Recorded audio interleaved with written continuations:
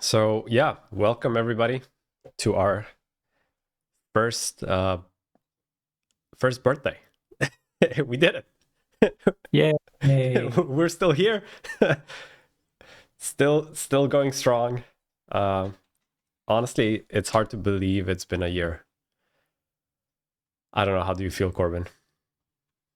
It's crazy. It simultaneously feels like I can't believe the time's gone so quickly, and Mm. also it feels like we've been doing this for 10 years. Yeah,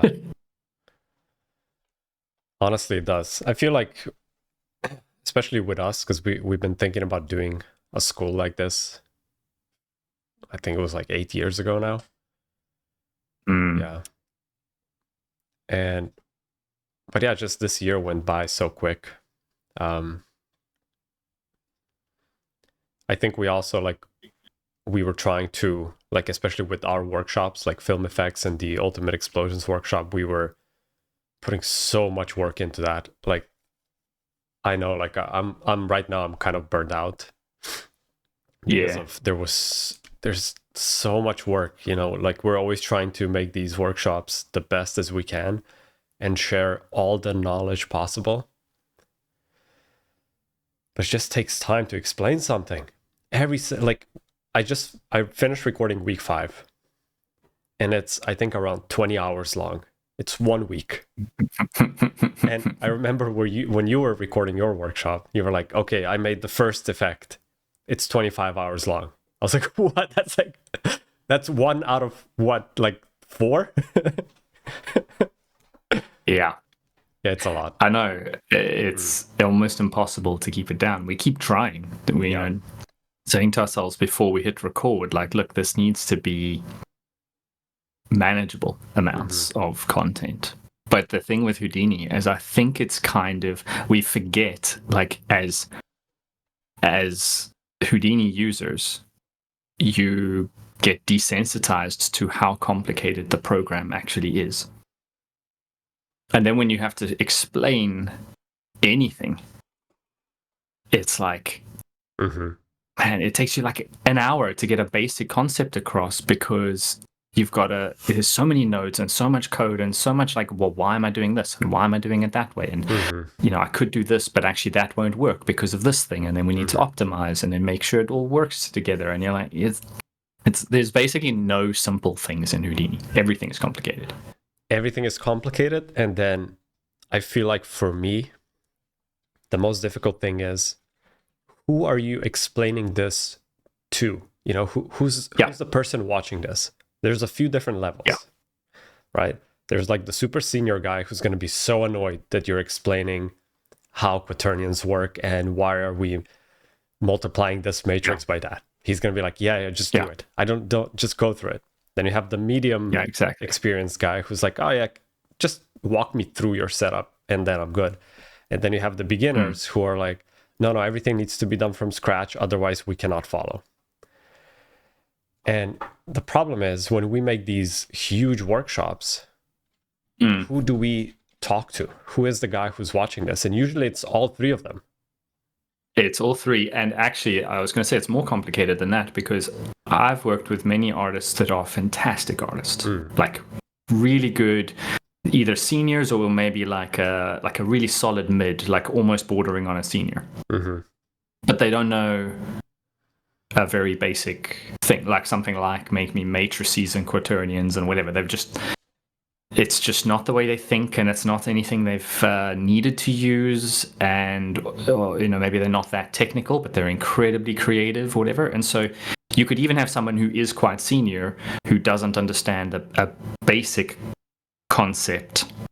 So in one discipline, they're like a junior, even though they are quite senior in general. So you sort of have to assume that everybody doesn't know the thing you're talking about. Mm. Even if half of the people do, it's like at some point, even the senior guy is going to be like, hang on, wait, what was that? Mm-hmm. So you have to explain everything, which is insane. So Everything yeah, every time. And then every workshop everything every is time. every week it's 20 hours long because you're like, I just have to explain everything. Yeah. Yeah, I it's mean, crazy. our original idea for this actually was to solve that was we would almost make this big like kind of network of, so you would have a video explaining matrices, and any workshop that ever needed to talk about matrices would just include that video. And then the instructor, whoever it is, you can just assume, you can teach as though you're teaching the most senior person, because every basic concept is already handled by a bunch of separate videos. And that's a cool idea, but it would be an enormous like archive of interconnected concepts just to stitch it all together to one basic lesson. So I don't know, it's just sometimes easier to just hit record and talk for an hour and explain the basic concepts, or at least kind of briefly go over them. And if someone's confused, maybe they go back to like we might do a sort of a hybrid. One day, like, is start building up to like an archive of very basic concept lessons for anybody who is confused about the real basics. We'll sort of cover it all, probably in like free videos and stuff on YouTube. And then just any videos where you get confused, you just go to the archive and kind of look for information, and it should help you. But it is no easy way to do it. Yeah, I'm trying to do a hybrid approach with my workshop where I explain the hard stuff. But see, that's the thing. What is a hard thing? It's so subjective, you know. Yeah. What's hard to you versus someone else? Yeah. I try to build stuff from scratch that are hard to explain otherwise. And the things that are just like, oh, you put a transform here, convert to VDB, all of the easy stuff, I then just copy paste from the pre-existing setup. Yeah. Anyway, yeah, it's hard. We've been doing this for a while, recording tutorials and workshops, and every time we're like, how do we make this faster? How to optimize it? How to make it better for the viewer? Yeah, constantly optimizing. Yeah. Anyway, I have a quick presentation. We've it's not long. It's just a few slides, but I think it's going to be fun. So I'm going to go. Okay, so yeah, first birthday celebration. We have, yay, we did it. We have made, I think we finally kind of decided on our mascot. So we have Hoppy and Hop. Those are our two frogs. I think it's kind of fitting, given that the name of the school is DoubleJump. So they both jump. One, you'll see. Okay, I'll just go forward. So the small frog is on top of the big one. They're going to be very cute. We're going to use them in our branding because, I think they're awesome. But so the first news is we're giving away 35% off on all workshops for the next 10 days. So this is kind of our way of thanking everybody for supporting us. And this is not a Black Friday sale. This is our birthday sale. And by some coincidence, it's very much aligned with the whole Black Friday craziness that's happening. But no, this is our birthday sale. So all of the workshops, I think Eva already updated everything. So if you guys go live, you should see the discounts. Eva's giving me the thumbs up, so that means that's true.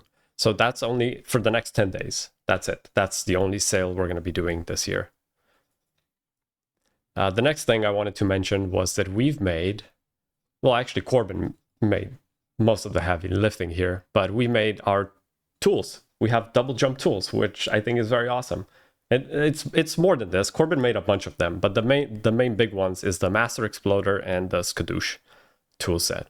And the Master Exploder is something that, if you guys have seen my SIGGRAPH presentation, I kind of showed my whole kind of logic on making emitters for explosions and how to make more complex explosions through the emitter, and how to art direct explosions. And we decided to, I think, Corbin, you were working on this for the past 6 months, right? Like improving this, optimizing it. It's a lot. Yeah. Like I thought it's going to be, easy peasy, but then honestly, it gets so complicated making tools, and but we have them now. So if you sign up to any of our workshops, I think with Film Effects and Ultimate Explosions, you get the tool sets for free. So yeah, I think they're awesome. And there's lessons on how to build them. On how to build them, yeah, exactly. For those who want to know either just more about how to use it because you understand it, or if you really are interested in learning more information, whether you want to be a TD or even just you just want to improve your Vex and your Python knowledge or whatever, it's just cool extra content. Exactly, yeah. So, and I think you recorded like 25 hours. Yeah, it's insane. I really tried to keep it really short, and it's still so much content because, like, that one Skadoosh Pyro Helpers tool has like 8 nodes inside of it, which are each tools, and inside of each of those 8, there's like another like 10 nodes that are all DoubleJump tools. So it's just this whole like nested thing, and each one of them is how much. Like, I go through every single one of them. Like, you could build this whole series of tools from scratch if you follow the lessons. It's very difficult though. Like, I've been watching a few videos, and this is like proper FXTD. This is stuff that I learned honestly after years of being a TD and actually making tools and stuff that we used at studios and doing like pipeline dev and stuff as well. There's a big difference between making a quick HDA for yourself and making a tool that is used by other people that didn't build the tool, because then you have to think intuitively about how someone would use the tool, and you have to name things carefully. So I poured my heart and soul into those lessons for those who really want to elevate their sort of TD skills. So yeah, I hope you guys learn a lot from it. Yeah, and there's still a lot of updates coming to these tools.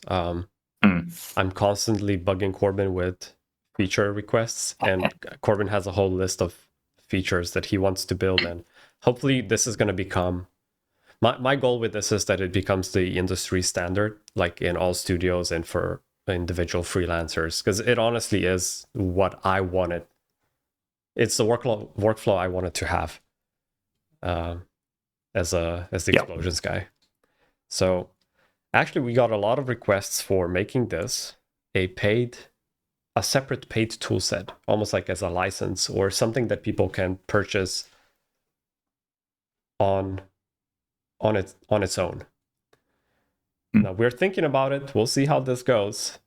We're not exactly sure yet how to do it, but maybe we have some surprises later in the year when it comes to this.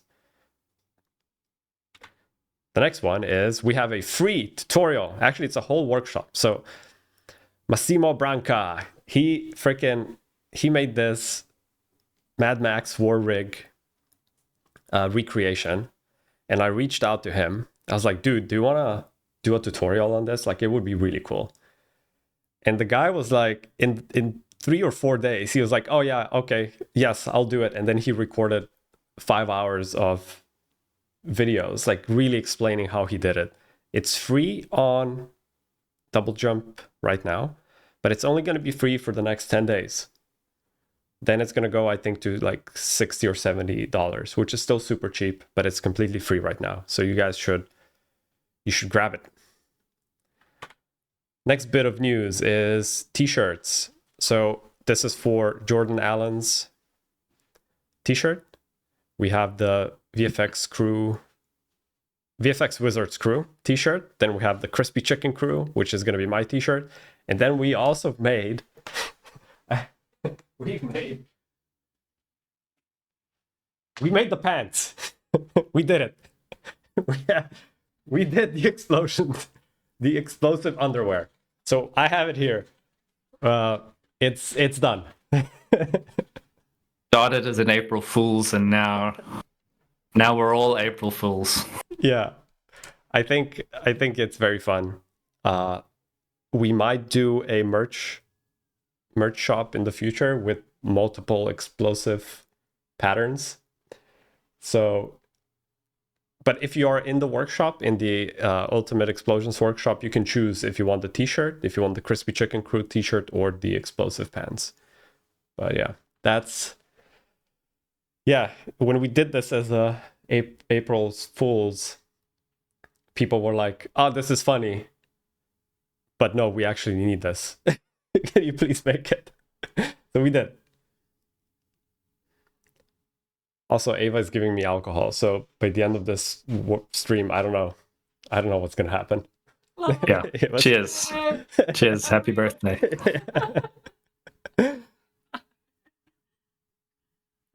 All right, let's continue.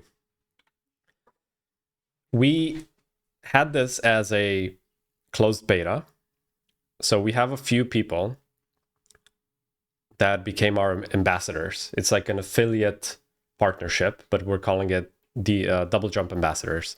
And these people, when they sign up with us and they get approved, they earn 25% of commission if somebody buys a workshop through their unique link. And we are going to open this up more broadly to everybody, especially for you guys who are watching here right now. And if you're a true DoubleJump fan, we're going to have this on the website so you can sign up, become an ambassador. And kind of, so the whole idea of DoubleJump is that we are helping each other. So if you guys are promoting DoubleJump through your link, you are essentially earning money, but you're also helping us. And if you're helping us, we can make bigger and better and more workshops in the future. And you can see here, some people, especially in this closed beta, are making some real money.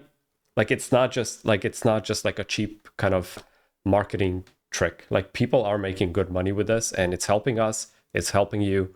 So I thought we are gonna go out of this closed beta for this and open it up more to the public. So let me know in the comments if you guys think if you guys like this, if you want to be an ambassador. But I do really think, that together we jump twice as high, like I keep saying. But I think this is it helps all of us. And then I think at the beginning of this year when we launched DoubleJump, we announced this championship, and this year was too busy to do it. I think with my workshop, I'm completely burned out. Corbin's burned out with his workshop. We were trying to create like the best workshops that we can, and we didn't have any time to do the championship. But early next year, we're gonna do it. I promise. Hopefully this is gonna be one of the biggest kind of VFX competitions out there. So we're gonna have money prizes. We're gonna have sponsors, everything. Hopefully it's gonna be very successful. But that's for next year. And then we're gonna have a bunch of Christmas gifts that are coming on December the 16th. So stay tuned for that. There's more stuff coming for this year. And we have Hoppy and Hop as our mascots. I'm super excited about that. We were really trying to get a good mascot like throughout the year, and it was very difficult to make something. I was not happy with any of them. And then finally we decided on 2 cute frogs that are going to be our new mascots. I think that's it. That's it for my short presentation. Brilliant. Stop stream. Okay. And I love the mascots. Yeah, I think they're going to be great. My daughter loves them. Yeah. Oh, we need. Yeah, I think we're going to start. We hired an artist, and she's like drawing them now in different emotes. How do you call them? Like just different kind of, different emotes, which we're going to be using in our branding. So I really like when, it's going to feel more alive, with these mascots, I feel like. So hopefully everybody likes them.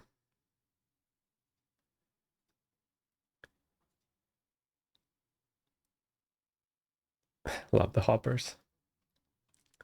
Okay, yeah. So if you guys have any questions, now's the time. So I think Ava's going to be in the chat and I think we're going to give away a few t-shirts. I think at least 5 t-shirts. So if you guys are in the chat, the more you comment, the more Ava is going to be able to see you in the chat. And then we're going to just select 5 random people to give away free free t-shirts. There's a lot of shirts. I don't know if you guys see this. Let's see. So all of this we have. Wait. This is where we store all the shirts. So there's quite a bit of them.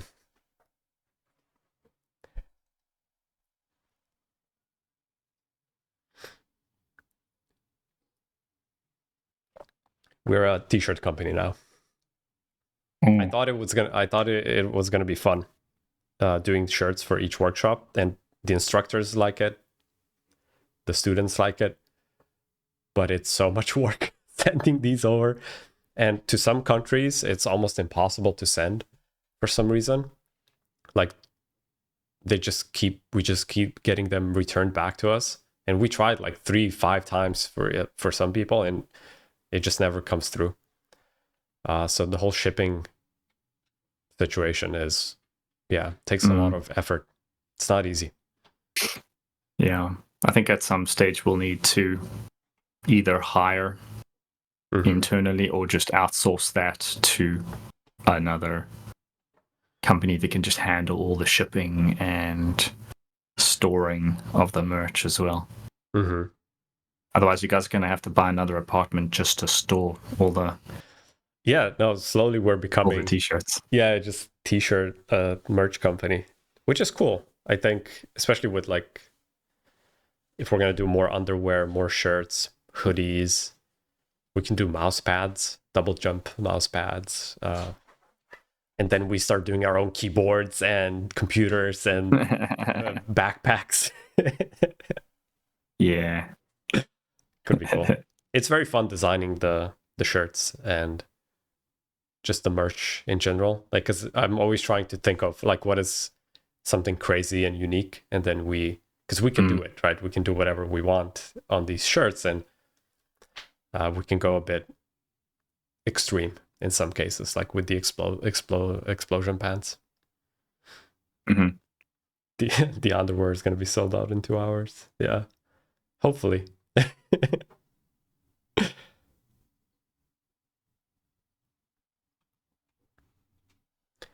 Okay, let's see. There's a bunch of questions.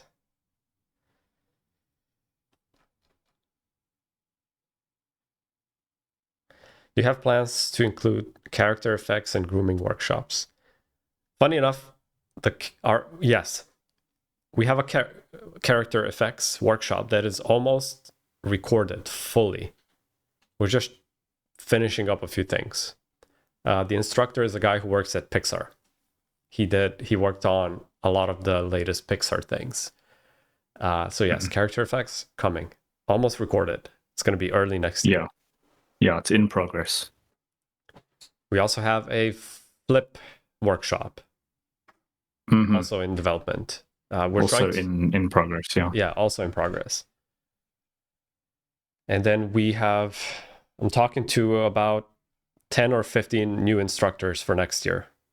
So we'll see how that goes. But yeah, it just takes time to do a good workshop. Honestly, it takes 3 to 6 months of development and then recording it. It's a lot.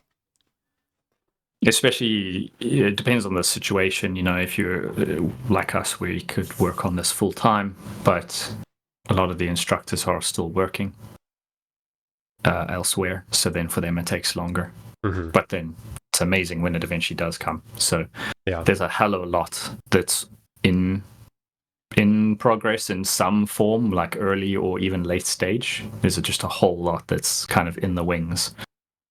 But we have to wait for people to have the time to finish it, and especially to record it. A lot of people, they've got great knowledge, you know, like seniors at studios, they've worked on crazy stuff, they can build incredible setups, but when it comes to recording, they maybe are unfamiliar with it, and it takes them time to get the right setup and get like familiar with explaining stuff. So they do a lot of re-recordings, and so it's amazing how long it takes to actually get a workshop done. But when it does come, then obviously it's going to compound because we've got a whole lot that's busy being worked on at the same time.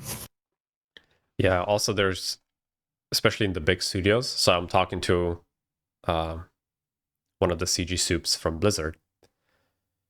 So he's interested, and I'm talking to people from Veta and people from all of these studios, right? All the time. sometimes the studios have restrictions that doesn't enable people to teach or do anything outside of the studio work. It depends on the studio. Yeah. Sometimes you can just ask the studio and you can be like, oh, can I teach? Can I do a workshop? And they're usually cool. I know like ILP is very cool with stuff like that, which is amazing. But then some studios are way more strict, which I don't understand why, but maybe it's just, I don't know, just simpler and more safe for them for whatever reason. But yeah. Yeah, it depends on who their clients are as well. If they are, a studio that's working for other clients, then sometimes it's very difficult to get permission to do anything. Like, even if you're not saying, oh, we're going to show the work that I did at that, they're just like, no, none of your artists can work on anything else. It depends on who the client is. So yeah. I can understand why some people just literally have their hands tied. Yeah. Let's see. There's more questions. When is Module 2 of people asking for? Oh yeah. Yeah, the Blockbuster shot building. It is coming out. I'm talking to Fabian. He was just super busy. Like, luckily, and there was another question about the state of the industry. Luckily, Fabian is busy with work, which is good. And he also told me that there is more work definitely coming next year. So he is seeing that, more projects are on the way. A lot, in general, I think next year is going to be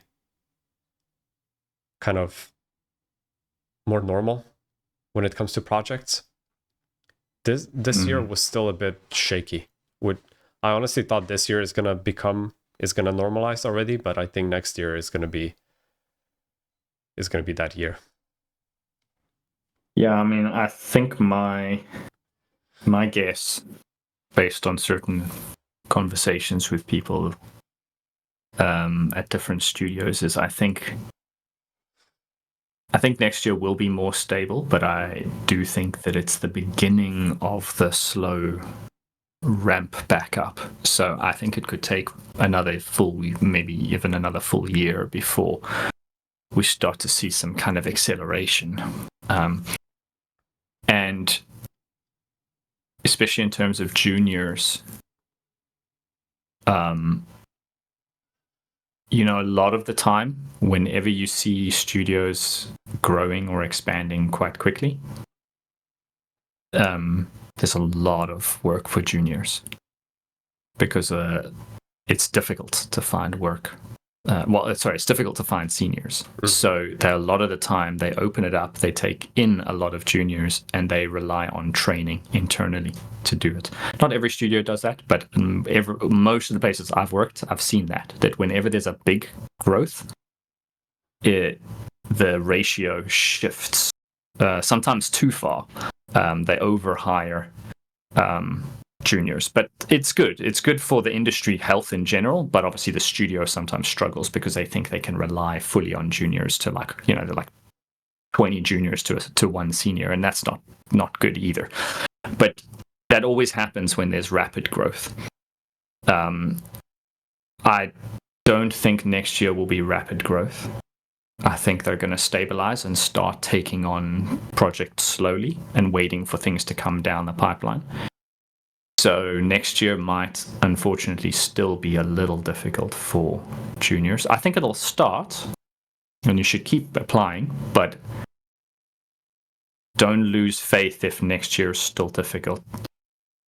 But when it does start to accelerate, I think you're going to see there's going to be, because usually it's like, one studio might do a sudden growth because they are they just got a project, taking on extra projects or whatever. Yeah, but now it's the whole industry is suddenly going to ramp up almost at a similar time. So there will come a time, and I don't know when. It might be a year, it might even be 2 years or whatever, but there will come a time where there's almost like a critical mass of they cannot get enough people into the studios. Yeah. So there is hope for the future for that. I don't know if the industry will ever get back to where it was, or even if it gets back to the same numbers, it's going to be a very different industry because things are changing, streaming wars and stuff. Like everything is sort of changing, so the shape of the industry is changing. But definitely, there will be a need for people, and whenever there's a need, it's almost overwhelmingly they want to grab juniors to fill roles. So it will definitely happen. Yeah. But just hang in there, and then if you can differentiate yourself, like, set yourself above the others, like have a variety of skills, try to have skills that are not overlapping. So if you're an effects artist and a modeler, then you'll find work easily because studios will be able to keep you and just hop you back and forward instead of like, okay, cool, effects work's done, now let's get rid of you. So yeah. There's a question. It's definitely getting better, but I thought it was just suddenly gonna shoot up, and it seems to be a little slower. Although I am seeing a lot of job openings, I am seeing, let's say I just finished watching The Penguin, and The Penguin had a lot of VFX, like a lot of sims, a lot of environment, like full 3D environments. I literally an hour ago I watched the behind the scenes of The Penguin, and I was actually, while watching it, I was not aware how much CGI and VFX they actually used. It was a lot. So there's more and more shows like that coming on, and they will need CGI and VFX. And those are the things that AI will, it's just impossible to do those things with AI. Like, I don't want to go onto this whole AI rant, but me and Ava are rewatching Arcane, and we are like, there's just absolutely no way you can make anything like that with any AI tools for the next 10 years. It's absolutely freaking impossible. Maybe for some texturing, yes. Maybe it's going to do automatic UVs. Maybe for some background replacement, yes. But a lot of the other things, it's like, I just get pissed every time when I see a new AI demo and everybody's like, this is game changing. And I'm like, are you guys, can you just play one episode of Arcane side by side and you will see how horrible this AI thing actually looks like. Like, what is wrong with people? I don't get it. Have they even seen a single movie in their life before? Like, there's no way. Yeah. I don't get it. Freaking false. And if the whole industry started relying on AI, then you wouldn't get any new things. Like, I think when Arcane came out, what made it stand out is that it feels so creative and fresh and new, and like there's like, it's the style, the animation, it's just it's different and unique, and by definition AI is derivative, so you can never get unique from it. So you'll never get that strong stylistic vision out of AI. So I hope one day it does just help us do, like what you said, like menial jobs. Yeah. Like nobody wants to freaking UV stuff, whatever. If you could have a button that just goes, cool, do that for me. Yeah, great, happy. Yeah. So hopefully that's the shape it takes in the future. Yeah. But what I was trying to say is, with like shows like The Penguin or season 2 of Rings of Power, there's a lot of shows like that are coming out that are pretty big and require multiple studios to work on them. So I honestly think there's going to be a lot more work in the future for studios. And even sometimes I talk to people and they're like, no, like we don't really, and they're working in a studio and they have a lot of projects, and they're like, oh, I don't really feel that there's not a lot of projects because they're so busy. There are a few studios that are just absolutely busy right now.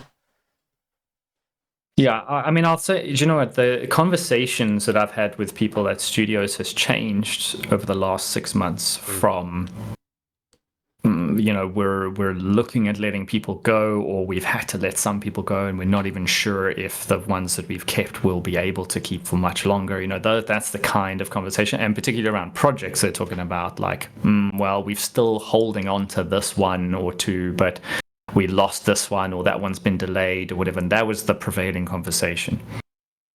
And now, although it doesn't mean that the whole problem is over and everyone is just flooding back and there's tons and tons of work yet, but the conversations at studio level has definitely changed to, okay, we've got these projects and there's more coming, but those might be delayed by 6 months or something. Like, they're still coming down the pipeline, but nobody's really talking about projects that have been lost or projects that have been started that are now being paused.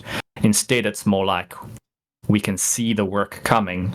We just don't know if it's going to be 3 months, 6 months, or a year before the work actually hits us, but we can see it coming. So, I mean, do with that what you want. Because I don't want to be overly positive here and make people think that they can just totally relax. You might have to grind away at it for another little bit of time, but there will come a day where the work, like, it's like seeing a wave coming towards you. It's eventually gonna hit the beach. Mm-hmm. Yeah, I'm definitely staying positive when it comes to this, and I'm also getting a lot of job requests, like people come to me as for freelance job openings.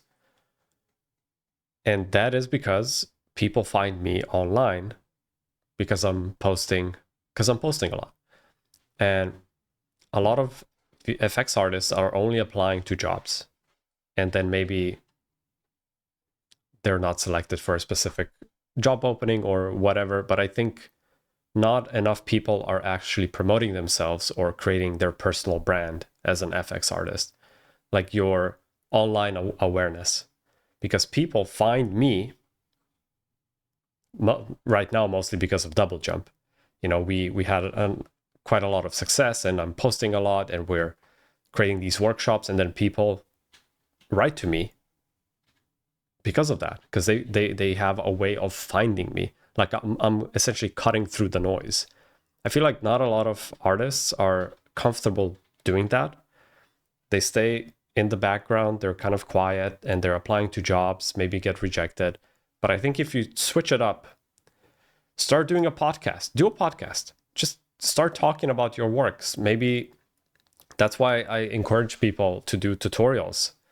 Sure, you did like a personal project, but if you also do a tutorial, it's going to get more eyeballs on your work, which means that more people from the industry are going to see it, which means they're going to start talking about it, which means you're going to have a higher chance of getting hired when they actually need someone to do effects.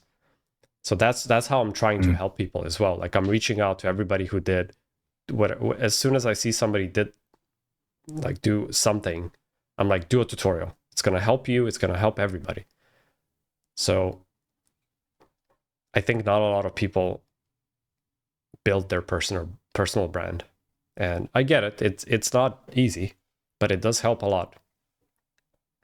Well, I have a question for you on that, because, and I'll preface this so that everyone understands, I'm quite like introverted, or like what you were just describing, the people that sort of sit in the background, whereas Urban's a lot more like willing to put himself forward. And as somebody who tends to avoid a lot of social media and things, like, I mean, I feel like Facebook has changed so much that it used to be where a lot of things were happening, and now I don't know. It feels to me like it. I might be speaking out of turn, but it feels to me like that it's just a dead, it's dead space or whatever. So talk to me about, like, if you want to put yourself forward, where do you do it and how do you do it? In the modern, like right now, because what was, I mean, literally 2 years ago, I feel, was a completely different landscape to now. And as someone who doesn't understand social media very well, maybe you can answer that for me, which will then hopefully help other people. Yeah, I mean, Facebook Facebook is mostly for boomers at this point, and it's like, it's so funny when you see people posting, it's like AI responses, and like their AI bots are like talking to each other. It's just like going nowhere. There's a very good, there's a bunch of good Houdini groups on Facebook that are, I think, quite active still. So posting there is nice. But I think LinkedIn is the best one. On LinkedIn, you have the more serious people, like recruiters are on LinkedIn, right? And I'm in this kind of fortunate position where people, sure, yes, I'm more extroverted. That's first. I speak my mind. I post a lot. But that's only one part of the equation. The other part is your work needs to actually be good. And then you need to have a good sense of presenting it. And when you have those three things and you do it repeatedly, and sometimes for me, it took years, literally took freaking a lot of years to get to this place.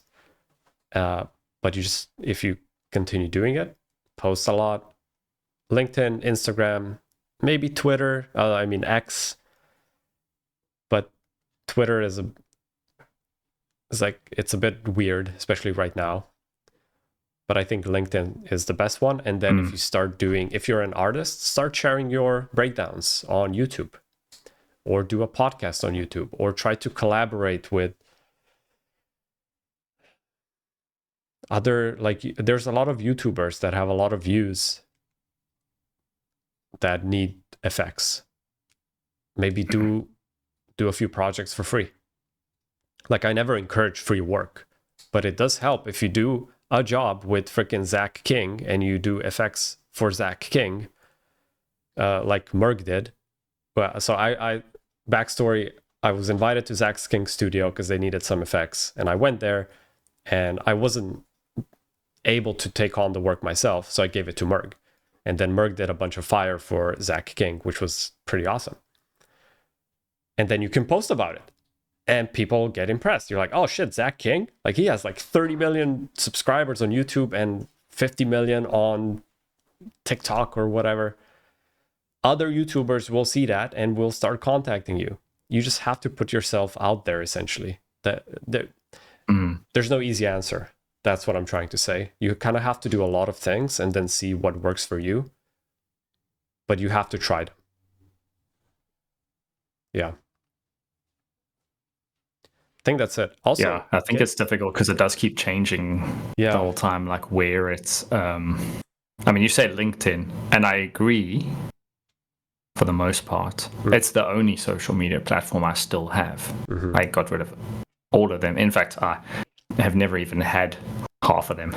Yeah. That's how much of an old man I am. But LinkedIn is the only one I have. However, I will say that I feel like LinkedIn has changed over the last 3 to 4 years. I feel like it's gone from being very serious and professional to now it's starting to casual, slip into like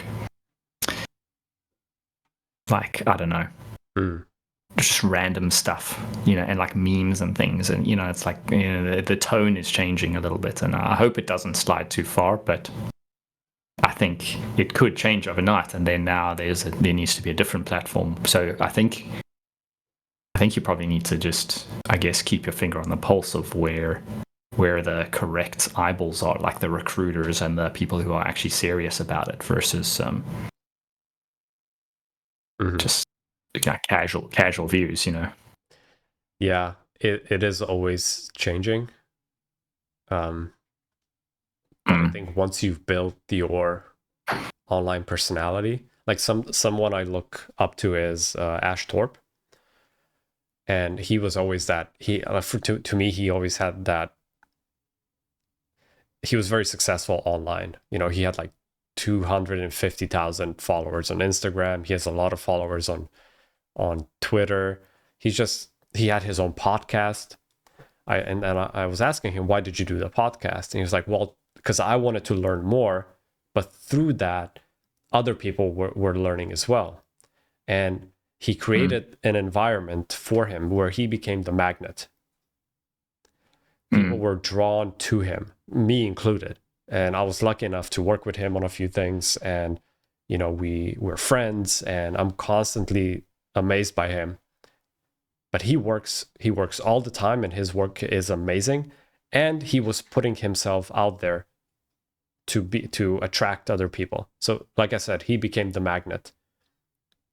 Once you essentially, to answer your question, you have to become the magnet, right? That's the objective. You have to be the magnet, and then the question is, how do you do that? And it can be like start a successful podcast, learn more about business, marketing, like how to market yourself and how to become a persona online, stuff like that, which is, all of these things are counterintuitive to being an artist, because as artists we like to be in front of our computer and work on our projects and just be distant. We like to distance ourselves from the outside world, and I'm on both sides. But if you're like in the dark corner of the internet, then people will not find you. So even if somebody else is worse than you in skill wise, right, but he is putting himself out there, they will hire that guy because they will not find you. And I think just having like an ArtStation profile is not enough, because there's so many good people on ArtStation that then it's hard to pick. So you need to do something that's special to you. And obviously it's not an easy task to do, but you have to find it. No. Yeah. For us, it was, we're going to make a school for VFX and CGI. And we're going to grind insanely hard to make these the best workshops. And we're going to do amazing marketing, and we're going to do this and that. And that's how we did it. So that's one way. It's insane. Like honestly, it's like insane amount of work, but that's one way of doing it.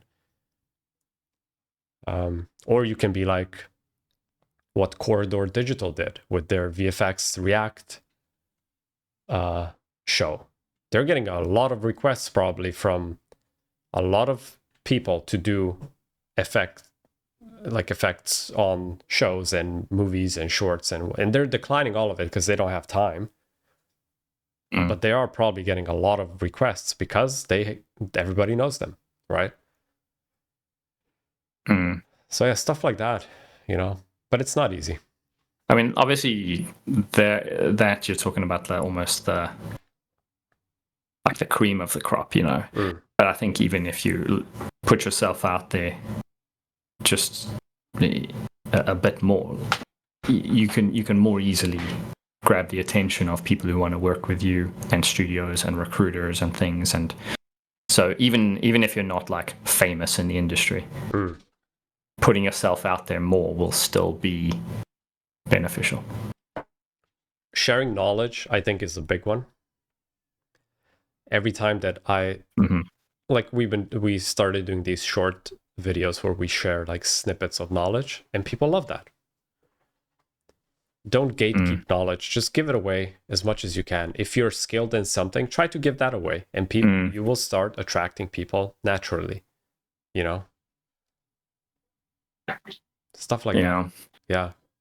Do you know, I mean, I won't say names, but I found this woman on LinkedIn who does amazing work for but it's like a variety of stuff, but it's like procedural, like quite technical things, CFX stuff.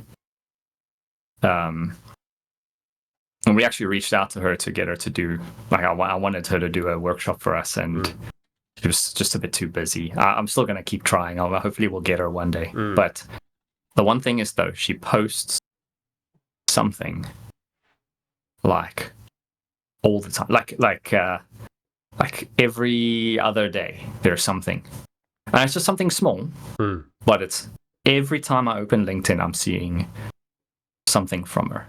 and she's just sharing information. She's not gatekeeping anything, but she's not doing giant tutorials.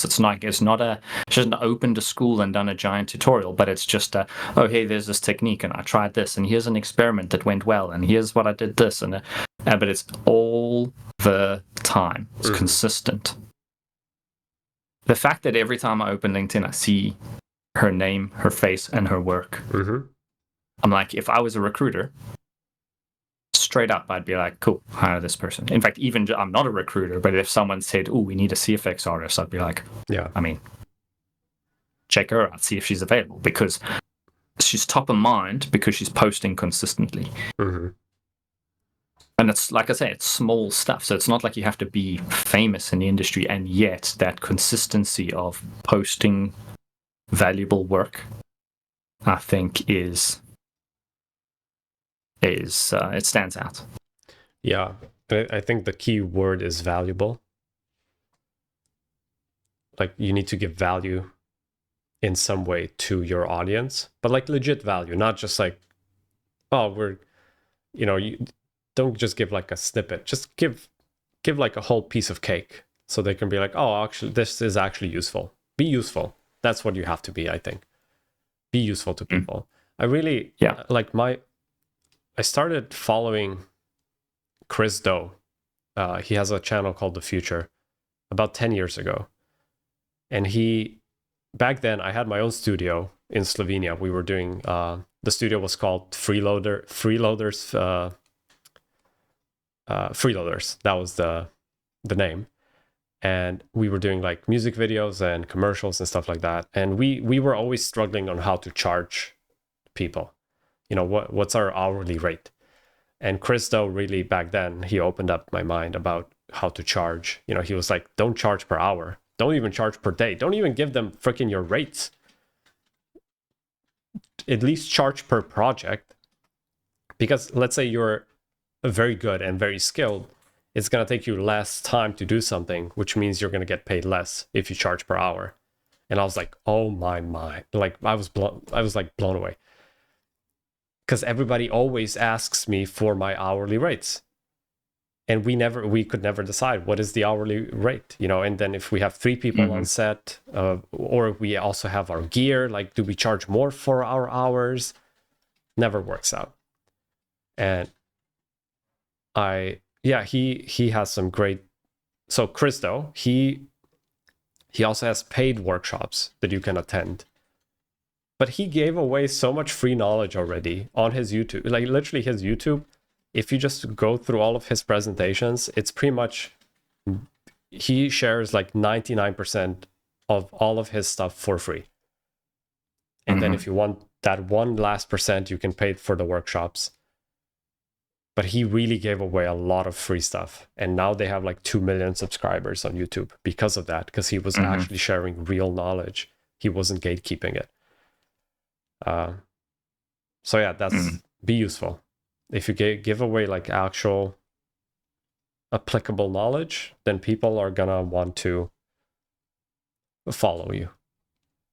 And you're gonna kind of cut through the noise. But yeah, all of that requires just a lot of work as well. Even Chris, he keeps saying that he wasn't comfortable behind the camera. He didn't want to do YouTube. He thought it was like a gimmicky, kind of scammy thing to do. And a lot of people feel like that. And he was the same. He was like, nah, just kind of, he didn't like being recorded, and he felt awkward.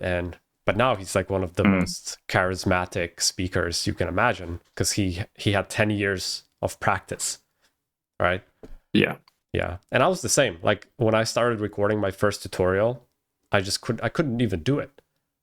I was so petrified. Like, literally, I started sweating, and it was like just me in the room with OBS recording the screen.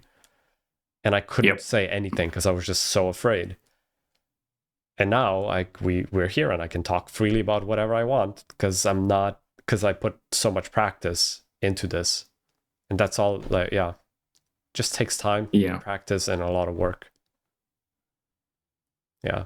But even if you don't want to put yourself out there in terms of like videos, recordings, and whatever. Just even just putting your work forward is, if you've got a strong enough kind of brand, and if your work is good, then it'll speak for itself. But you do need to actively be posting it instead of just hoping someone will come across you. Mm-hmm. Yeah. Yep. Sweet. Although I will say something that helped for me. It was a sudden change in my career when like I went like into overdrive, where almost every job interview I had, I got an offer. Mm. And it was when but it's very specific. I'm not saying this will work for everyone. It was the type of jobs I was applying for. You know, technical effects positions, either senior effects or lead or supervisor or whatever. Was as soon as I had experience in like Python and pipeline dev and all of that stuff. As soon as that was in my CV, I remember having an interview with ILP. And as soon as I mentioned, oh yeah, and I'm very familiar with Python coding and building tools and stuff, their face changed and I knew I had the job. Mm-hmm. So I'm not saying it works for everyone, but those who are technically minded, make sure you get that. Like, add those languages, those very common languages or whatever to your, and there might be an equivalent in another department, like modelers, maybe there's a particular, I don't know what it is, but whatever like that one thing is that like that skill that they're especially recruiters, they're usually looking to tick a couple of boxes. It's like, oh, they need to have this skill and this skill and this skill. And a lot of the times they get maybe 2 out of 5 on the list, but if you're the one who fills the list, they will hire you easily. And for me, anything in terms of effects, that's why I keep saying to people, even if you're not that into coding, man, you've got to learn it. You've got to know your Vex, and you've got to know your Python, and you've got to know, because then when you say to people, yeah, I can do all these things, it's an easy hire. I think I call that skill stacking. You just have to stack your skills. That's why I was hired at Axis in the first place. Like my portfolio was just this one shot of like some destruction and smoke. But when I first spoke, I remember. I first spoke to Hudson, because Hudson spoke to me and he showed me your shot and was like, "Should we hire this guy?" Oh, no way. I literally remember that conversation. Yeah. Wait, A11. What is it? You're writing to me. What do you want? Yeah, Fabian's here. Say hi to Fabian. What do you want? I think Eva was drunk. Yeah, we have Fabian in the chat. Okay, talking about, so he showed you that shot. Yes. I think he told me he showed it to Jaden as well. And Jaden was like, oh, this is all grayscale, nothing is shaded, there's no textures on this. But Hudson was like, yeah, but the guy did cameras, and like the way he did the breakdown, and the way it was, like just the whole thing, the way it was presented. And then I think one of the big things was when I was talking to Hudson, and I was scared. Like back then, I was so scared. Like even, I was again petrified just talking to Hudson, but I tried to keep my cool. But I told, like, because I had my own studio, we were doing filmmaking, and I was just trying to break into this industry. Like I had no prior studio experience besides running my own studio, which is on itself the best experience you can have. And I was telling him that I'm doing this filmmaking stuff. We're actually shooting. I'm editing. I know how to do color grading. I know how to do music, sound effects, music, everything. Like I had that whole skill stack behind me, and now I'm applying all of that into effects. And he saw that, and that's why I got hired. Not necessarily because of the effects, but because of all the other skills that I was bringing. Photography was a big one. Like I'm really big on photography. So, and layout. That's why later down the road at Axis, I was supervising layout as well as doing effects, because I have that very good trained eye on how the real camera should move, how what makes it feel cinematic. And it's like it's super tiny things. Like it's the same with animation. Sometimes like literally you animate the eye, like an eye twitching like left to right, and that will indicate an emotion that a character has. Like literally a frame will make a huge difference. And I can feel that with the camera or with the lighting or with the editing, because that was my background. That's why I got hired. Yeah, it does help to have a broad set of skills, even if they're just maybe things that you're not masters of necessarily, but just you've dabbled in lots of things and you've got experience in lots of things. It does definitely help. Yeah. By the way, I just wanted to answer a question here because someone asked about TD resources. Coming soon, guys. We're going to release a TD workshop. So probably, did we say Q1? It's up to you. I think. Depends how fast you're. Yeah, I think so. Part of it's recorded. Part of it, I want to add some extra primer lessons. And then I'm going to keep adding to it. So it's actually going to be like something like film effects was more of like a complete package. Obviously, that's still ongoing. I'm still busy deving and recording. But it's like a full, it's like shot work. But the TD thing is more like kind of like the way you were handling Ultimate Explosions, which was like there's going to be like almost like DLCs. It's like the workshop's going to include something in the beginning, but then maybe every quarter or every 6 months, I'm going to add a module and then add a module and add a module. And we're going to sort of like keep expanding the workshop. It's basically based on all of our tool dev work that we're doing at DoubleJump, but breaking down every tool as well as filling in the gaps in between. So not just how to build the tools, but okay, what are the fundamentals of Python and Vex and building HDAs, and how does like Houdini work with things like HDAs and whatever, and like how does the Houdini module, like the HOM module work, and so yeah, we're basically just gonna be adding to that TD workshop as we go, and as we develop more tools. That'll be the first place that you can access the tools, but it'll also be the place where I post like how to build the tool and it's not just how to build the tool like as in the HDA side, but even just the concept of like the setup underneath. So although it's focused on TDs, if you're an FX artist, you're going to learn a hell of a lot from it as well, because it's going to really it's going to make you good at Houdini. So that is coming very soon. Yeah, I think being a Houdini artist, like you need to be technical and also then artistic. Like it's a very specific.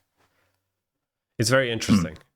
It's there. I don't know if there's any other medium that requires you to use both sides of your brain like this. Like it's very interesting. Why it's so hard, and that's why I remember at Axis the FX department, everybody was coming to us if they had questions. It doesn't matter. All the other departments, if it was environments, if it was lighting, whatever, they came to us when they needed solutions, because we just had to know all of the solutions. Are we gonna get Fabian to speak? Damn, this is a real surprise. Look at that. Hey guys. Hey. How's it going, guys? Pretty good. Good. How are you doing, man? Yeah, good. Just trying to finish my day early so I can get off to buy some beers, because it's Friday. Nice. It is Friday, yeah. Are you still working? Yeah. Yeah, I'm assuming you can't tell. Yeah. Can you a few stuff to kick on the farm before to call it a day. Can you briefly tell us what you're working on without spoiling anything or breaking NDAs? Well, Yeah, I can't say the name of the movie or anything, but right now I'm doing some big battleship boats in the sea, and some destruction with a castle and a tower, like a big lighthouse collapsing in a tower. So it's a lot of destruction, a lot of dust, a lot of flip water stuff. Usual. The usual stuff. You Yeah, were having, and it's all in slow motion. that's So that's for the fun. that's what I wanted to say. That's why, like, I was bugging Corbin if he can finish his slow motion tool and make that work, because Fabian needed it, and I was like, but it would be cool if we actually fix slow motion once and for all. But it's such a tricky topic, like slow motion. It's harder than it. Yeah. We've got a big idea of how to do it, but it's all just theory right now. Nothing actually works. Yeah, I think timescale. Like, hey, think Bruce. Hello, guys. Hey, dude. Hey. just invite. I heard there was a party here, so and some beer, so I decided to join in. Nice. I don't have the beer yet. Yeah, I don't have the beer. I've got wine, though, just not far, like right there. Yeah, you French people. Bryce, how's the workshop going? You're great. Well, I actually just finished dailies, like 10 minutes ago before I joined in. So yeah, it's going really well. We're doing, the first of the 4 shots, which is the team shots. So everyone is grouped, together, like teams of 3, mostly. And it's going pretty well. Just a lot of different, like very varied type of shots. So that's pretty cool. Sweet. Yeah. And the way, if people don't know, Bryce is leading the the FX Masters workshop, which is like a live workshop, and we are kind of running it, or Bryce is running it as, almost like you were working in a studio, right? Like, yeah, that's the idea of it. It's just trying to be as close as what you guys gonna find in the real world, right? So we try to everything we can. So we have dailies like we do, in the studio. So for those who don't know, it's just basically meetings where we meet and the people will submit their work and we'll talk about it. I'll give them feedback, tips and tricks to improve some artistic direction as well. And, we take it one set at a time, and we improve every time. So right now it's 3 dailies per week. And then on top of that, we have classes as well. So just a mix of both. It's a full-time job. So yeah, it is a full-time job for me and for them as well, most of them at least. Yeah. So, yeah. That's how it is. Is there collaboration between students, or is everyone kind of working on individual shots? So like right now there are groups of 3 where they all work on one shot. And that's what to, start the whole thing, and, get them to know each other and also try to, understand what it is to work in a team. And after that, once we finish this shot, which is, it's for December, end of December, Christmas, basically. After that, everyone works on their own shots. So they'll still have a kind of a team. They'll still stay in the same team, right? So the idea is that they can help each other and keep the communication and try to stay together, and it makes things more fun, right? Just instead of being all alone doing your own shots, you do that, but then you have a bunch of people that can help you. You can share some tips and knowledge, and that has been happening a lot, which is awesome. Awesome. Yeah, that's cool. That's the best part of working on projects, and it's like working with fellow artists. It's awesome. Yeah, exactly. And it's cool. Just it's a creative field, so you want to bounce ideas around, right? So if you're all alone, it's much more difficult to do it. So here we kind of share all of that. So that's pretty cool. Nice. Have you guys ever worked together? Yeah, and also Bryce and Fabian? working with other people. Fuse. Sorry, Urban. No, go ahead. I was just jumping on what Brice just said.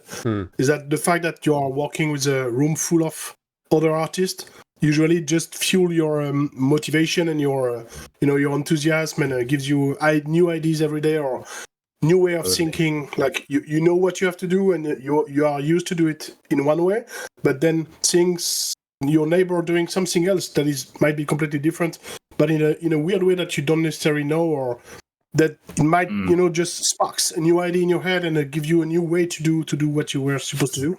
It's just like amazing loop feedback between everyone. Yeah, makes you better, basically. I miss working in a studio, especially with Corbin, because me and Corbin, we had what did we call it? It was like a token system, right? And because he used to come around to my desk like all the time and be like, "Can you solve this for me? Can you help me with this?" I'm like, "Do you know I've got my own shots, right?" I was like, "I don't care. I don't care about your shots. I need to finish my shots first." The problem, I always had technical issues. I was like, "Can you build this? How do you multiply a matrix? And what is a matrix? What are quaternions? What are you talking about? Can you just fix this?" And then Corbin was like, "Okay, we're gonna have, I think, 7 tokens per week, and once you use them all, that's it. That's your week. That's it. You can ask me 7 things. You have 7 questions per week, and then that's it." But yeah, it's that type of collaboration, I think, is so vital. At least it was for me, having somebody who's much more skilled technically, because I didn't have any issues artistically. Technically, I still struggle sometimes. I think me and Fabian were very similar in terms of like we know what we want, but we sometimes need somebody who can code it for us. Yeah, but guys like me have the opposite problem. Yeah. Like I'll build a system and it's awesome, and it can do amazing things. It could do your taxes if you wanted to. Yeah. But then the shot doesn't look good, and then it takes someone like you to sit down and say, "No, but hang on, it's moving weird." I'm like, fix the movement. Nah, okay.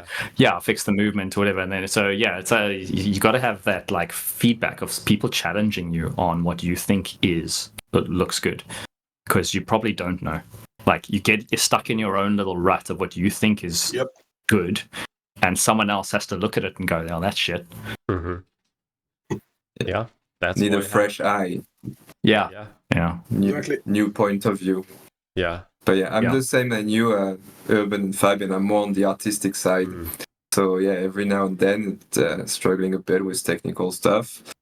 But you ask people around, and now we've got the internet, and you after a while you usually find the answer.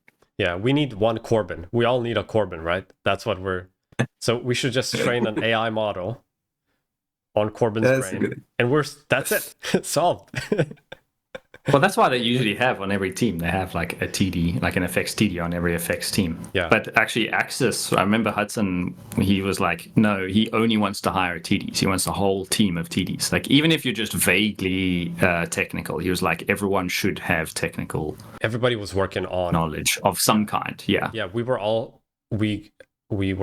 given ownership of our shots, and that meant that we had to build our tools, setups, and do the artistic part, which is maybe unique. That was maybe unique to Axis. I'm not sure, but it was very very cool, at least to me. Like, you learn a lot that way. I mean, there were definitely still more technical people on the team versus more creative, but the fact that everyone had to take ownership of it meant that people were being pushed to learn the more technical side, because I think that's the part that's actually very scary, and it's it's got a bad reputation. Like, code is so easy, but a lot of people don't try it, and it's so easy. No.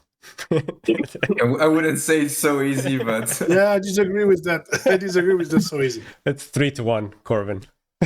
Outnumbered. But to be fair, it's more like, I guess, it's always come back to when you were in school. Like you have people with brain that are wired to do math, and some brain that are wired to draw. And usually they are not the same people. And you are people who end up in literature and philosophy and stuff like that, and people who end up in physics and biology, and they are usually not the same. So I guess the guys who are more artists, let's say, are probably more in the range of the artist. I mean, in the literature one, and not so math. But yeah, you get people who have both, who are pretty rare. Yeah, that is when you very have rare. them, like they are priceless. Yeah. Although even saying that, it's definitely there's a spectrum as well, because if I like sometimes in amongst black or white, obviously. and in a team of effects artists, I always feel like the nerd, like the technical guy. But then you chat to the pipeline TDs, and you realize that you're just an artist. Yeah, you're like, man, I'm just like this creative guy, because like you talk to them and they're like, whoa, they just know things. I'm like, I could never even begin doing their stuff. So I'd rather just stick to my art, So it's like, it's funny. It just depends who you talk to, how you feel. Yeah. Yeah. How do you, Fabian, exactly that. Fabian, you run a whole department, right? You're the head of effects at the yard. Yeah. So when you get a project, how do you build a team? What are you looking for in a team? Well, that's pretty much what we just said. I'm looking for both type.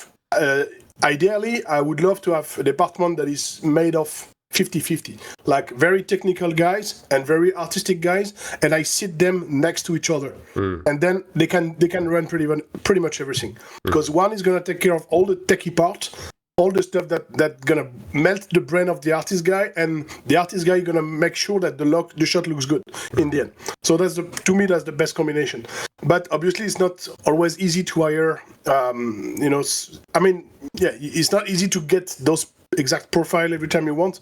So sometimes you have to do with what you have. And I'm happy when I have one very good technical guy in the team, and I have a bunch of artists, and the techie guy can go help everyone and make some tool to make the life of everyone easier, let's say. That kind of stuff, or sort out some very specific problem at a given moment. I remember when I was at ILM, like the team was pretty much, I would say maybe 25-30% of very technical guy, and the rest was more like artistic guy. And you have somewhere in the middle a bunch of guys who are doing both. Usually they were the leads, able to debug anything, and also to make sure that any shot look good. But yeah, those very techie guys, such as Attila Torok, for example, who did all the pyro stuff for. This guy was like crazy good technically, but I remember seeing him working on a shot for a while, and the shot was not really moving on, because he was, he was just focused on making, optimizing his forage loop in his forage loop with tons of vex to make like a crazy setup for something. But in the end, the shot was not really moving on. So at some point, they have to to give it to someone else to finish the shot, actually, because he was just, busy doing more like dev, let's say. So in the end, he moved into dev, which I think is more where his place is. But yeah. It's, and that's what he's doing now. That's side effects as well. He's a technical. Yeah, he's in the dev team. Yeah, dev. Yeah. But yeah, that's often the thing with when people are very technical. They start building and they kind of forget about the finality of it and the where are we going with this, right? So they try to make the best possible setup, but without thinking about the actual shot that we need to finish, and that they kind of get caught up and they kind of have like this tunnel vision and forget about the shots. And that's actually something I always say to people that are starting industries, is that don't try to be fancy in the beginning. Just think about the shot, what is asked of you, the brief, and try to get there as fast as possible to get a first version in front of the supervisor, and then go from there, right? And then you build upon that.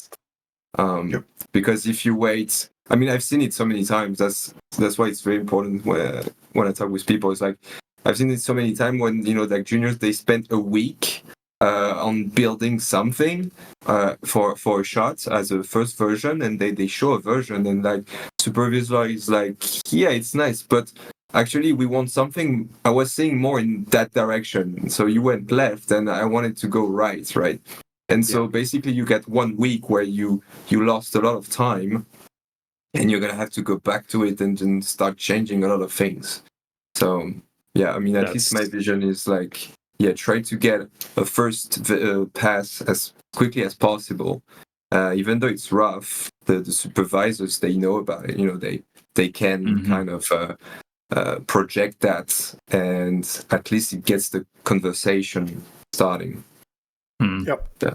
And it gives you if you go in the correct direction or not straight away, rather than trying to get something that looks good, but you can spend time without giving any news. So production start to worry, supervisors start to get pissed because they don't see anything on the shot. And when finally you show something, it's absolutely not what they were expecting or what they wanted to see. So the better the sooner you show something, even if it's rough, the sooner you know if you are in the right direction or if you need to get corrected, or if you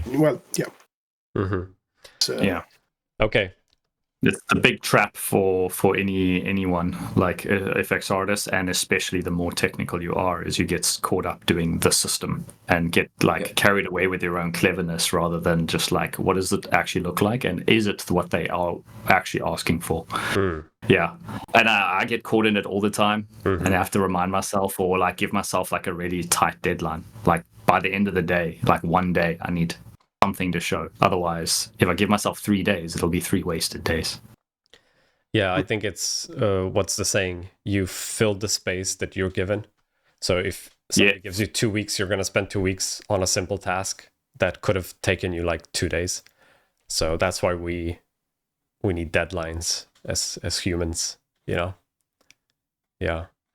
Okay, one last question for all of you. What is the biggest fuck up that you guys did in a studio that nobody knows about?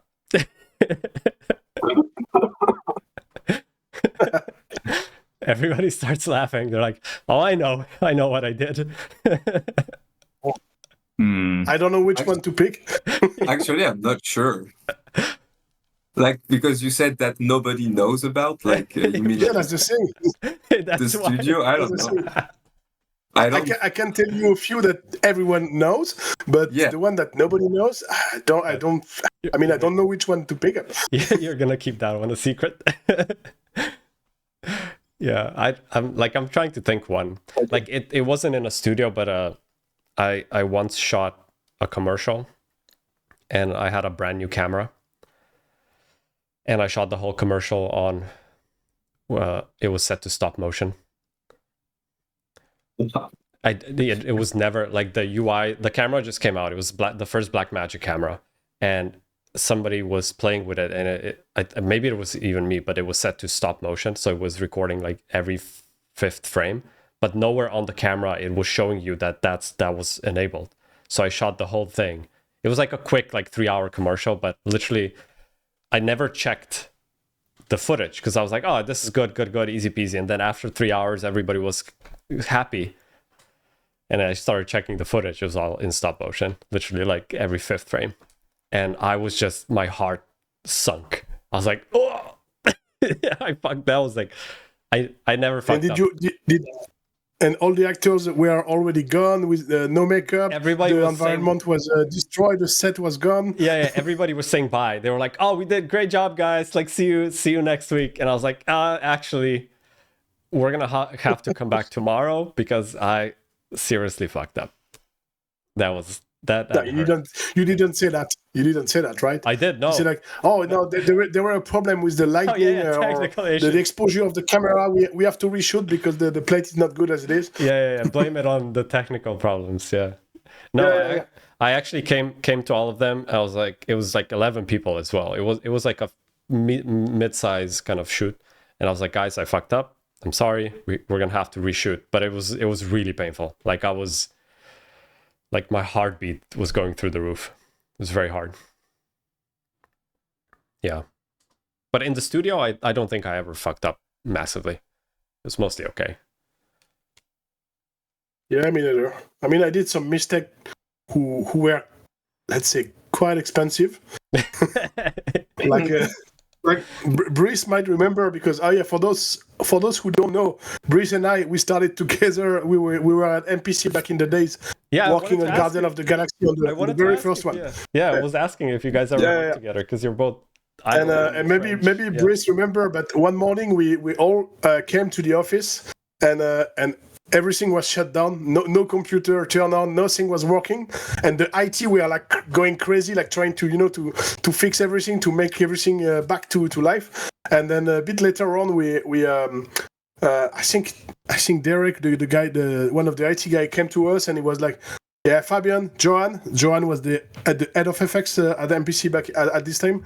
And so, Fabian, Johan, come with me, please. And that was actually us. We launched some jobs on the farm the evening just before, like some heavy stuff. I was doing like the giant gazer at the opening sequence, and I was like making simulation with few billions of particles, because I was using Flowline, so you could just throw simulation going on many different machines on the farm, and it was just making billions of particles for nothing. And then Johan was doing even worse. He was doing like the big destruction of the Darkcaster, the big spaceship at the end, with some spaceship rushing inside and crashing, so everything collapsing, a lot of destruction. And he was doing everything with Kali, who was the in-house destruction tool of MPC. And Johan was a bit particular. He was a crazy good artist, but at the same time crazy technical. Those rare guys. And he was not even opening Maya or anything. He was just doing everything from a terminal. Everything in just typing command line in a terminal. And he was launching simulation. And in case of a simulation failing on the farm, he was making like a second one automatically. So sort of like endless redundancy loop. And it launched like a couple of heavy destruction simulation on the farm before we left. We left maybe at 1 o'clock or something like that on the evening. And then his simulation went nuts and started to do like some infinite loop of restarting over and over again, taking all the machine available on the render farm. And my simulation was also getting nuts, like using more RAM and CPU that any machine on the farm actually had physically. So he was trying to, merge machine together to get the amount that was required. And so we just basically shut down the whole system. Nice. Just him and me. So yeah, that was fun. Nice. That is fun. Everybody should should try to do that in a studio at least once. Shut down the whole studio. Yeah, I think it's quite expensive when you think about a building with 1,000 person probably, something like that. Back in the day at MPC was around 1,000 people in the building. Damn. And nobody can work for like half of the morning or pretty much the whole morning before everything come back to to life. It's like 100K. So yeah, 100K when I don't know. I don't even know how much it represents, but yeah, probably yeah. Yeah. Damn. Okay, Bryce, do you have one? I didn't do any massive fuck up. So once I kind of, how can I say that?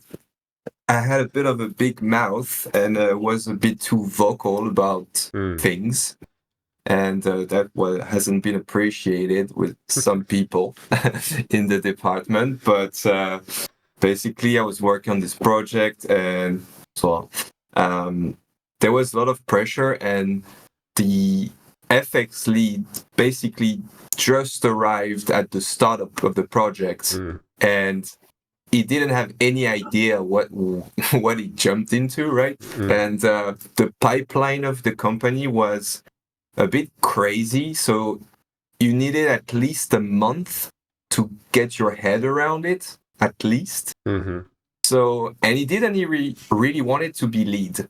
So I kind of, and they were putting pressure on us production, so I kind of stepped up and basically sort of took his place, at least like, not on paper, but on a daily basis. And yeah, so it, kind of, I opened my mouth a bit too much in this occasion. But nothing crazy. It was fine in the end, and the project went out. But so no big massive fuck up. But I did manage to sneak in a chicken geometry in an explosion, so that was cool. That's Nobody nice. knew about it. Yeah, I like that. Those are good. So yeah. Yeah, I always try to put like a flippy toy somewhere, not like in the shop, Exactly. but use it in the destruction. Every- So I knew about Yeah. it, but like you wouldn't even see it. I was like, yeah, there's a flippy toy somewhere. Exactly. So it was like an explosion with some intense debris, and sneaked in a little geometry of a chicken in there. Yeah, love So that. yeah, Just that your was fun. signature. Yeah. Every effect you do has got a little chicken hidden somewhere in it. Yeah. Some Or writing. we had texture artists. We had one like film that had like a graveyard, and all the texture artists put their like names on the graves and stuff. Yeah, Yep. Okay, Corbin, do you have one or? I guess mine's less exciting, but I suppose it is important. But I promoted the wrong person. You know when you kind of take the advice of some other people on the team, and then by the time because he was a good artist, but there was an ego there, and there was like personality things with like differences with some of the rest of the team.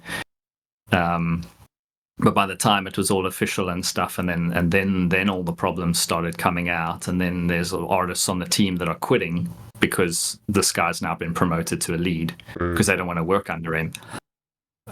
Shit. So I should have looked more carefully at, like, thought about the personalities rather than just, oh, he's a good artist and therefore he should be a good lead. Mm-hmm. It's not always that, and it kind of ruined the project. I mean, it still was a successful project, but it was the rest of my time was basically spent trying to manage personalities. Mm-hmm. Yeah, I think that it's happens so important for a lead. No, go ahead. No, I was just saying it's so important, the personality for a lead. For me, I mean, everyone has different expectations, like the companies and even the artists, they have different expectations of what a good lead should be. But personally, it's the personality does everything, right? So if you have someone that is, open, like to listens to your ideas, have a positive vibes, and does its job with passion and takes care of all the production, so you can just focus on your shots and make sure that you have everything you need. That's gold. Like, I had projects where maybe the movie wasn't super exciting, like it wasn't like crazy good, but then just working with this lead who has this awesome personality, you were getting excited with him about the projects, and it really brings out the best as well. Like I found that if I liked the lead, I wanted to work that much harder to make him happy, and I invested way more of my time and efforts, versus when you don't have a good lead. It's just like, okay, I'll do my job, but it's very different for me. That has a huge impact. It can be very poisonous having the wrong person in the team, especially if people have to report to them. Because that's what we had with this guy, is that basically the rest of the artists, like I had some artists that were incredible. Like I had one junior artist that she was so talented. I was like, you should not be a junior. Like literally by the end of that one project, I was like, we need to put her in a different position because she was just so good at doing what she did.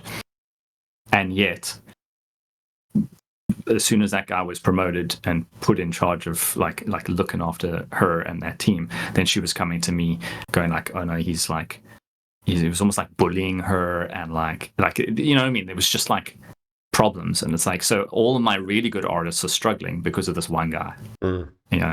That's so it's amazing how, like you're saying, a good person on the team, a good personality can make a hugely positive influence, and a bad one can literally destroy a whole team. But that's the thing, is like we need to remember that this whole job, whatever department you are in, FX, environment, doesn't matter. It's a team game. I mean, we are playing in teams. So yeah, if like you just say, if someone is not a team player and is in the team, he's gonna just start to cause trouble, and he's gonna influence everyone in a bad way, and he can just break the mood, or he can fuck up a whole show. Yep. Yeah, I have a kind of similar stuff that story to tell. I mean, kind of similar to what you had, Corbin. So I did not promote it anyone, but I recommended to pick up one specific fix artist to do a specific job on one of the show, and I thought it was the best idea at first, and then it turned out to be the worst idea ever.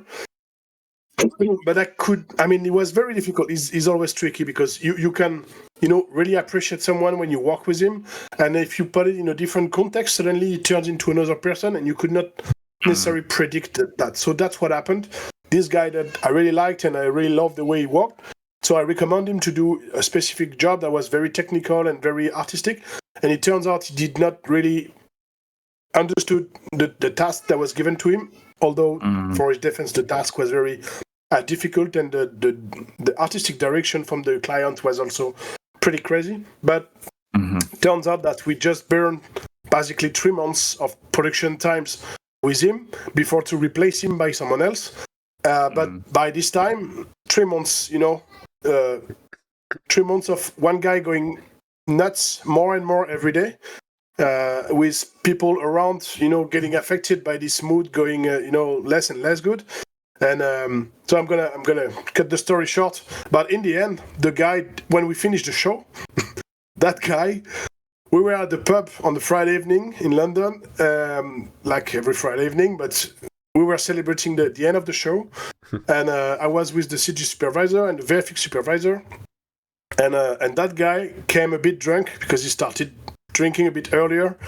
He was very pissed, so obviously like drunk and pissed, and he came and he just punched the VFX supervisor in the face in front of everyone on the pub.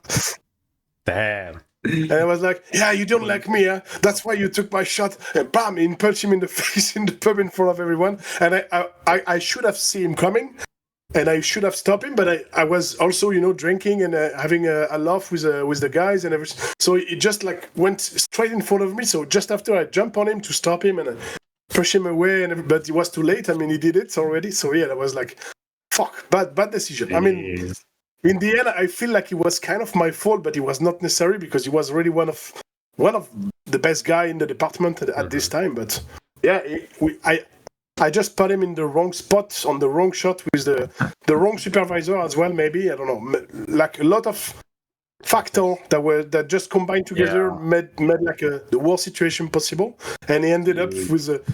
So hopefully the VFX supervisor was like a caricature of a Canadian, like really a Canadian, but caricatural. So he apologized for receiving a punch in the face. He apologized to the guy and like, oh, it's all right. Yeah, sorry, my face hurt your hand. Yeah, no, but like let me buy you a beer, and let's have a laugh of that and blah blah blah. Yeah. So in the end, he ended up pretty smoothly, but it could have been worse. Damn. Wow. That's a good one. That's funny. Yeah. Yeah, it was not like One Punch Man, Sebastian.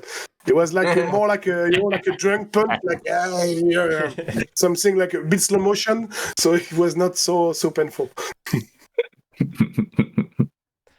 Nice. Okay, I think that's it. For this one. We've been live for like an hour and a half. Oh, okay. Thanks everybody for joining. This was fun. We should do one more drunk man. We definitely need more group webinars like this. We need to get everyone on and just be very cool. Yeah, and maybe have like more like industry chats and things like that. Yeah, but with beers next time. Next time with beer. Yeah, well, I had a beer. Yeah, Corbin I had a beer. Yeah, that. Oh, I don't have. I just have a bit of whiskey there. What is happening? I will do. I don't have anything. Nice. I should have had the whiskey. Next time. We'll do it next time. Yes. It's from Isle of Skye. Ooh. Oh, nice. Bit of Talisker. Yeah. Yeah, it's Very from beautiful place. It's from Talisker. Yeah. Have you been? Yeah, of course. Good. I've never No, well, next time you're up in Scotland, come and give a shout. We'll go do some whiskey tasting. Yeah. Fuck yeah. Corbin, we did it like 3 That sounds times, good. right? We did like at least one whiskey like there was a whiskey festival. That was the best. It was good. Yeah, whiskey festival. Yeah, in Glasgow. That was so cool. Yeah. I don't remember much of it, especially by the end. It's a bit Such a lightweight. Oh yeah, 100%. Anyway, okay, guys, cool. Let's finish this. Everybody have a good night, have a good day. Thanks for joining us, and see you soon. Take care, guys. Bye bye. Yeah. Bye. Bye.